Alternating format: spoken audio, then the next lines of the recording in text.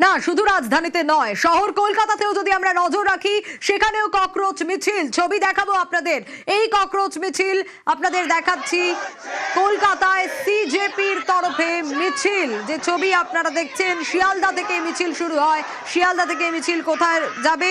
ধর্মতলা পর্যন্ত এই মিছিল। শিয়ালদা থেকে ধর্মতলা মিছিল সিজেপির।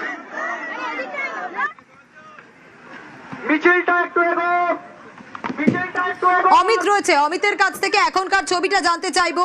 অমিত, দিল্লিতেই নয়, আজ এসে শহর কলকাতাতেও পড়েছে এবং আমরা দেখতে পাচ্ছি সেই মিছিল। এখনকার ছবিটা জানতে চাইবো তোমার কাছ থেকে। দেখো, এই মুহূর্তে মিছিলের একদমই সামনের অংশ সেই ধর্মতলা মোড় পৌঁছে গিয়েছে এবং এখনো পর্যন্ত মিছিলের যে ট্রেল সেটা কিন্তু এখনো পর্যন্ত এসএন ব্যানার্জি রোডে রয়েছে।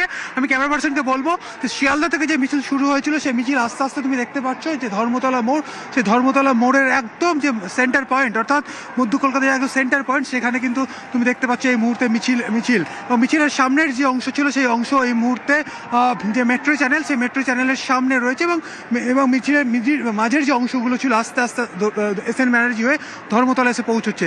দিল্লিতে যে ঘটনা ঘটেছে, অর্থাৎ দিল্লিতে ছাত্রদের ওপরে দিল্লি পুলিশের যে লাঠিচার্জ, সেই ঘটনার যেমন প্রতিবাদ করা এবং একই সঙ্গে উদ্ভূত যে ঘটনাগুলো ঘটছে, অর্থাৎ নিটের প্রশ্ন ফাঁস, সেই প্রশ্ন ফাঁস ঘিরে যে সমস্ত যে দিল্লির যে আন্দোলন, সেই আন্দোলনের আজ কিন্তু এবার শহর কলকাতাতে এসে পড়লো। আমি জানিয়ে রাখবো যে এসএফআইয়ের তরফে আজকের এই মিছিলের অর্গানাইজ তারা আয়োজন করেছিল। এসএফআই ছাড়াও বাম, ছাত্র, যুব, অন্যান্য যে সংগঠনগুলো রয়েছে তারা এই মিছিলে অংশ নিয়েছেন। এছাড়া আমরা দেখেছি যে ককরোচ জনতা পার্টির তরফে তারা আজকে মিছিল করতে চেয়ে আবেদন করেছিল কলকাতা পুলিশের কাছে, তবে সেই মিছিলের অনুমতি না মেলায় তারা আজকে এসএফআইয়ের মিছিলকে সমর্থন করেছেন এবং আমরা দেখলাম শিয়ালদা থেকে তারা জমায়েত করে এবং শিয়ালদা থেকেই এসএফআইয়ের যে মিছিল সেই মিছিলে তারা অংশ নেয় এবং এই মুহূর্তে ধর্মতলা তুমি দেখতে পাচ্ছ, ধর্মতলায় এসএফআইয়ের যে কর্মসূচি এই মুহূর্তে সেটি চলছে। অর্থাৎ শিয়ালদা থেকে যে মিছিল শুরু হয়েছিল সেই মিছিল আস্তে আস্তে আস্তে এসএন ব্যানার্জি হয়ে ধর্মতলা এসে পৌঁছেছে এবং ধর্মতলার একদম মাঝের অংশ তুমি দেখতে পাচ্ছ। একদিকে এসএন ব্যানার্জি রোড, আমার ক্যামেরা পার্সনের বাঁ দিকে ইডেন গার্ডেন্স যাওয়ার যে রাস্তা সেটি চলে যাচ্ছে। সামনের যে অংশ সেটি হচ্ছে মেট্রো চ্যানেলের সামনের অংশ।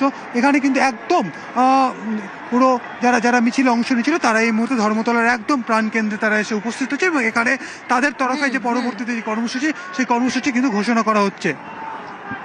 একেবারে অবশ্যই নজর রাখবো পরবর্তী কর্মসূচির ঘোষণা। অমিত যেমনটা আমাদের জানাচ্ছিলেন, কিন্তু এই মুহূর্তে যে মিছিলের সামনে অংশ তা ধর্মতলা মোড় এসে পৌঁছেছে, কিন্তু এখনো টেল এসএন ব্যানার্জি রোড ক্রস করছে।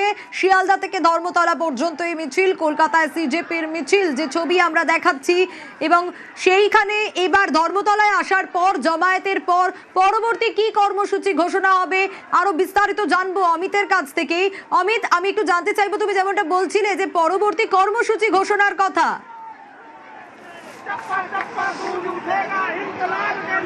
দেখো আজকে যে মিছিল তারা সংগঠিত করেছে সেই মিছিল কিন্তু ইতিমধ্যেই ধর্মতলা এসে পৌঁছেছে এবং আগামী দিনে তারা যেটা বলছিলেন যে আজকে মিছিল করে শেষ নয়, এই যে আন্দোলন শুরু হয়েছে, যে ছাত্র আন্দোলন তারা শুরু করেছেন, সেক্ষেত্রে আমরা দেখেছি দিল্লিতে যেভাবে একদিকে আন্দোলন চলছে, সেক্ষেত্রে কলকাতাতেও তারা আন্দোলন চালিয়ে নিয়ে যেতে চায়।